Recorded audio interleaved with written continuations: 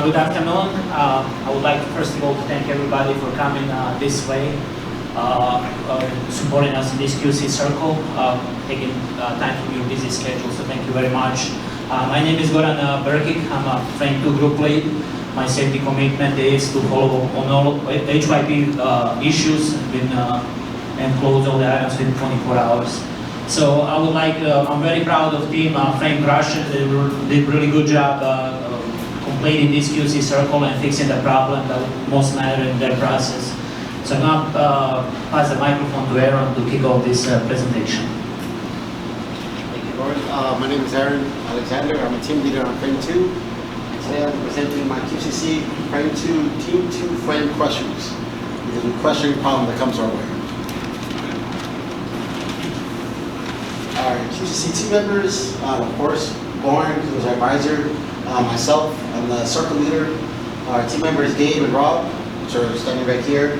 Unfortunately, Ray wasn't able to be with us, but he's from Pilot, and then of course, Sheila. Our safety commitment is to ensure all our teammates have the proper materials needed for the task at hand. We took a pre-level assessment just to see where we stood at with the QCC. Some of us knew a little bit more than others, but evaluating us, we scored in the Zone D. We realized we needed to improve our team member skills and our problem solving. So we decided we'd set a goal to at least try by the end of our QCC to hit Zone C.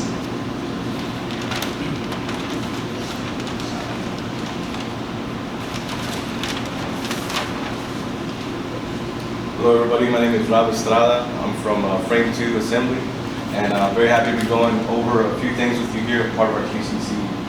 The first thing that we did before anything is we established some rules to abide by during our QCC process. The first one was to be on time. The second one was to be respectful. The third one was to be open-minded. And the fourth one was to always have fun.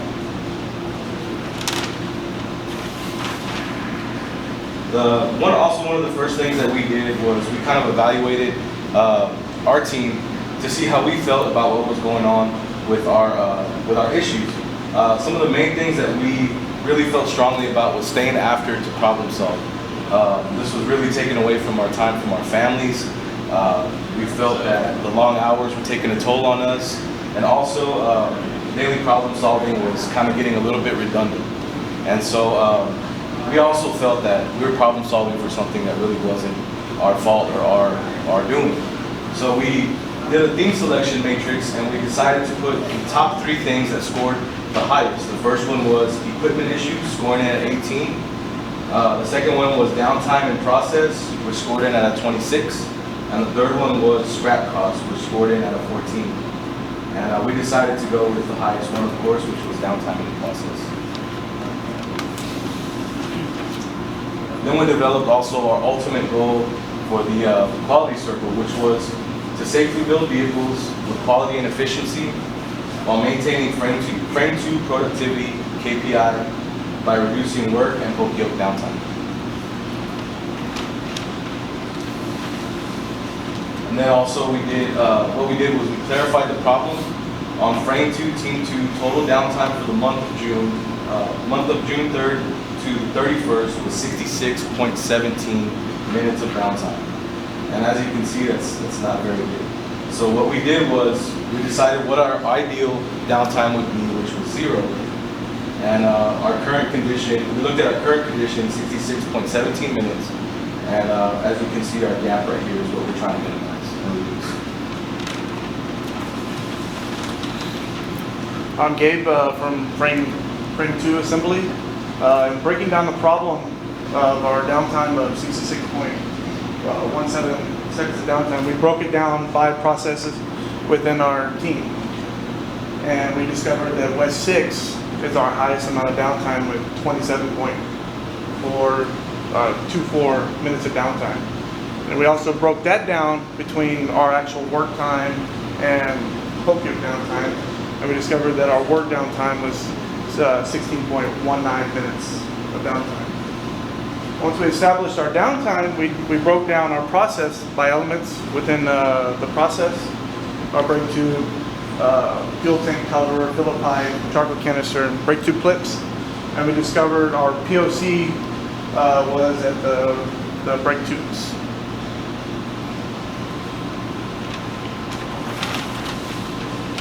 Once we discovered where our issues were, we set our target on eliminating the 16.1 minutes of downtime on our process. And we set our target date for October 7th. And we wanted, what we ultimately wanted was a zero downtime. Reduces from 16.9 for the process to 100% reduction. And also for our total team downtime from 66.17 to 49.26 for a reduction of 22%.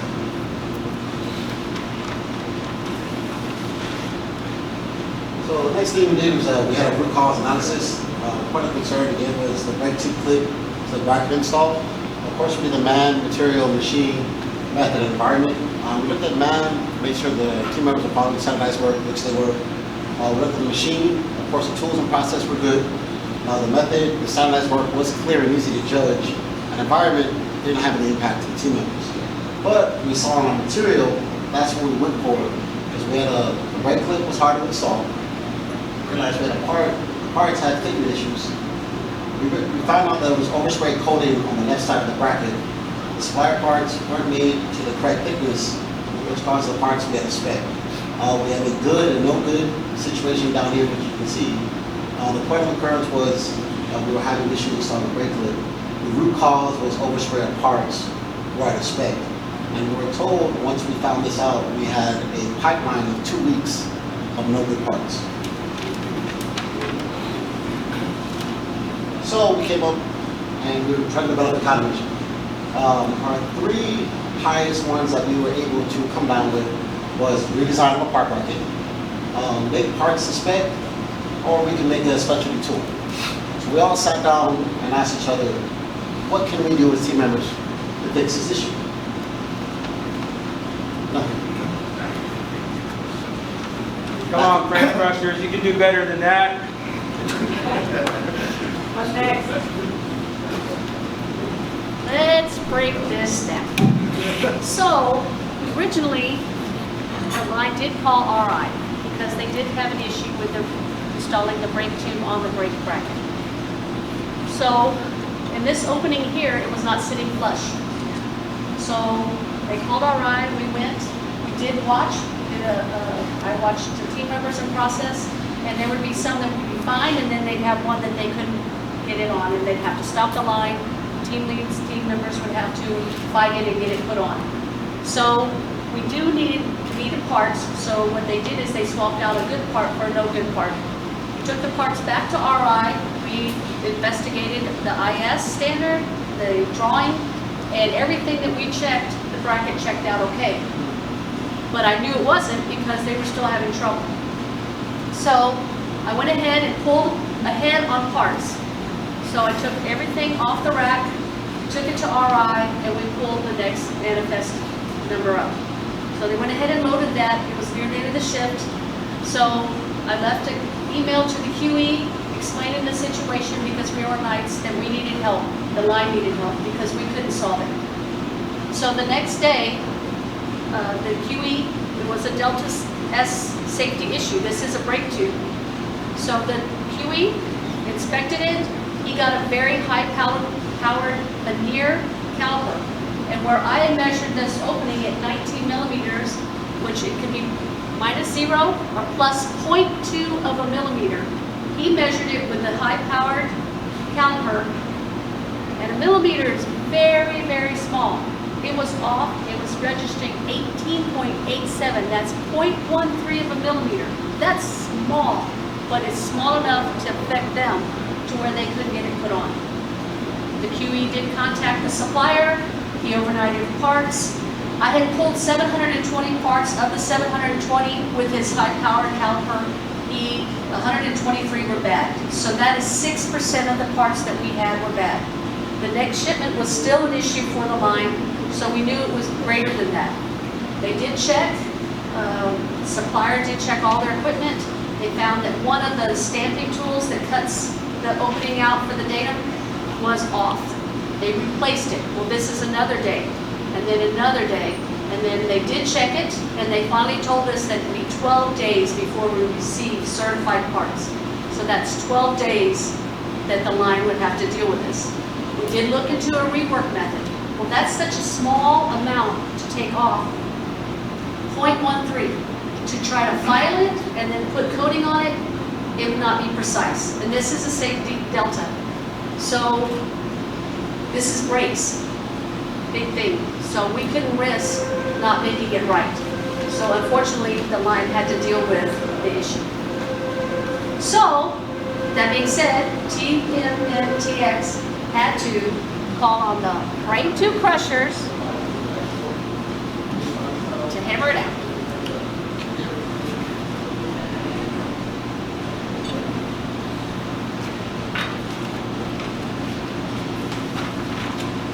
So we decided to develop a temporary countermeasure for the meantime, in the 2 weeks we're going to have that parts. The three main things we came up with is, ideally we wanted to create a specialty jig. If you look here at the bottom picture, for those of you that don't know frame 2 or haven't been over there, West 6, the next process following is engine set, West 7. So you can see this picture, we have some red chains. The red chains is to signify when the team members are getting too close to engine set. With that being said, those red chains are at 80% of the process. So my team members don't have a full 100% to work on the whole process. So if we came up with a specialty jig, the team members, the first concern was, hey, how much extra time is this going to take us? Because if we start going into the chains, that's a safety issue. Aren't we breaking cardinal rules? And then we thought, by the time we came up with the jig, sent it to Kaizen, got it back, we reworked it to make it work. We trialed it on our shift, gave it to White shift to trial out. They worked out the kinks, we agreed on both ends, and 2 weeks is up already. So we did all that hard work for pretty much nothing, because by that time we'd have good parts. So then we thought, hey, let's get an extra team member in process. Set them a few processes down, and they could install the brake kit for us. If there's an issue, they could bring up the awareness to a team leader and they can fix it before it gets in process. Now, the downside about that is, shop-wide, we're pretty short on staffing. So out of those 12 days, we might get 4 or 5 days. We can get team members, but what are we going to do about the other days? We're still stuck problem solving. We're still here long hours. That's something we didn't want. So we decided to come up with a better install method. Seeing our countermeasures through, the actions we took is we got our suspect parts, which are from frame 2, frame 1, and axle. We had RI conformity parts. We had issue documentation from RI. And then we implemented key points in our standardized work, which we did that in our QCC. Following up with our countermeasures, Rob's going around right now, passing around a good and no good condition. As you can see, the 0.13 doesn't look too drastic on the bracket itself, but it was enough to affect us. Gabriel right now is walking around on his left hand, the brake tube, that's a good condition. That's how we installed it in process. I was also able, on his right hand, I implemented a no good condition. That's on the left hand side of the bracket.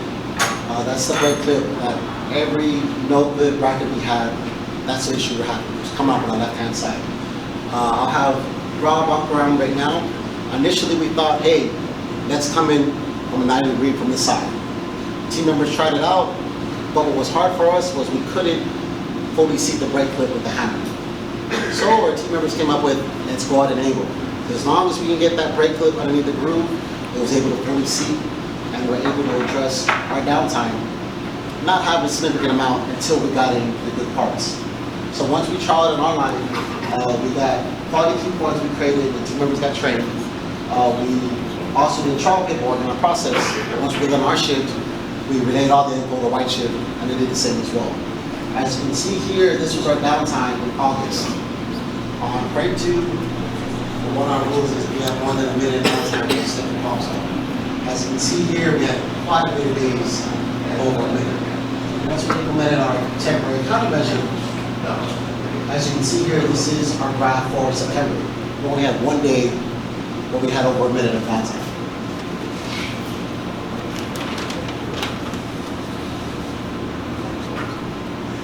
Once we'd established our countermeasure, we wanted to move in and confirm our results of what we had come up with. And what we found is our initial downtime of 16.91 minutes of downtime, we have reduced it down to 1.75 minutes of downtime, a reduction of 89.7 minutes, or 7%. And we had an overall for a team of 66.17 minutes of downtime down to 40.68 minutes, a reduction of 39%. And as you can see on our graph down at the bottom, from June to September, we have a downward trend and on our downtime. Once we finally figured out our downtime or our countermeasures. July, of course, we have a short month in July, and then between August and September is when we actually implemented our countermeasures. We also went from an 8 to a 0 on our HYP. We had no more complaints from team members. And standardizing the success score process, we have Sheila with QI, ensuring that our parts were inspected from supplier. We also have the supplier make sure they're bringing the right spec. And QE issued a QTR. It's sort of like a ticket to the supplier to help make sure that we maintain good spec on our parts coming in.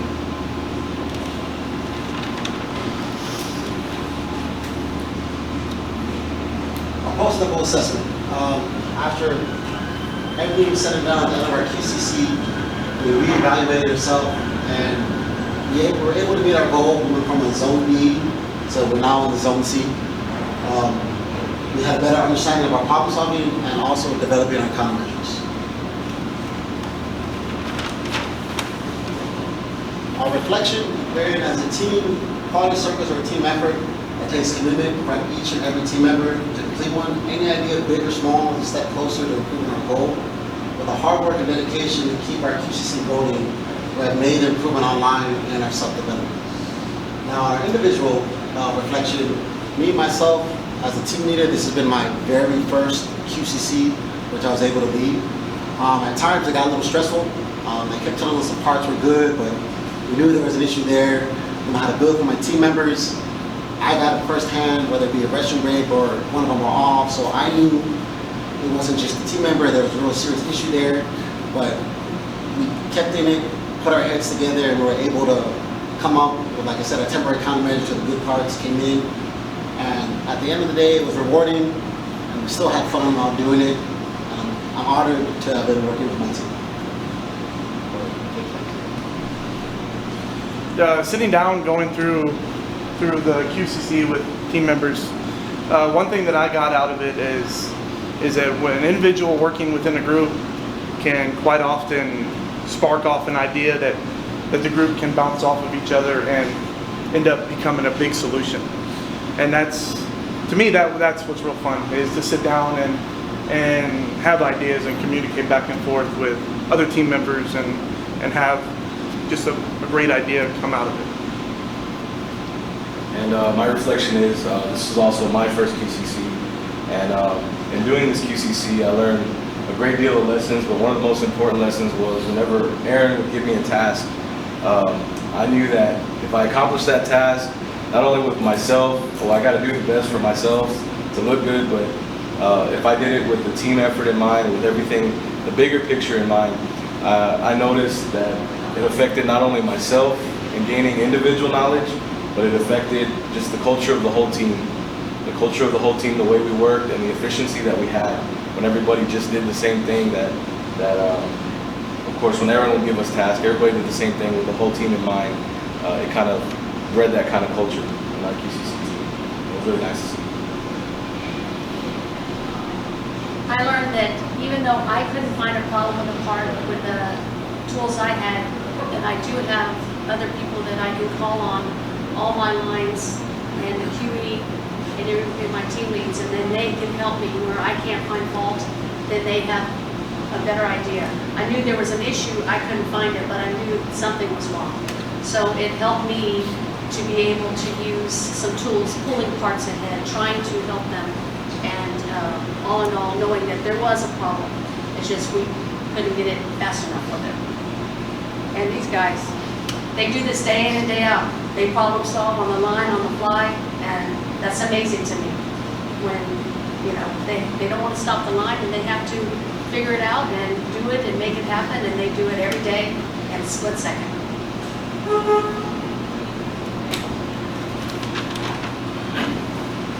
Very good. We asked ourselves, what's next? What's the next step we're going to do from here? I can say already, Rob and Gabe, from the knowledge they've got from this QCC, they're already on their second QCC online. Every now and then I like to listen in on the other guys' QCC, see what's going on, and I can tell already these two guys have an edge over everyone just because what they've gone through already. She had mentioned herself, at first she wasn't too sure how to go about the resources she was until she went through this investigation. So she said herself, now if a situation like this comes again, she knows how to quickly and effectively work on that. Me, myself, breaking down all our processes, I've seen other areas on our team that I could work on. And at the same time, back actually going through this QCC, I happened to go through a QCC lead class led by Benjamin himself. Okay. I must admit that's one of the most knowledgeable classes I've had thus far at the team. No. Not trying to get brownie points, but I just said, We've heard that from every crew. that helped me out a lot. And I must say with the other team leaders online, that they haven't gone through Benjamin's class. So what I'm doing is all the stuff Benjamin keeps sending me, I'm forwarding to the other team leads, just so they can have a better knowledge on the breakdown of their quality circles. So at the end of the day, what I realized with Todd is we have one purpose, one team, and one goal, and that's always to keep improving. And that concludes Frame 2's Frame Crushers QCC. I'd like to open up for any questions.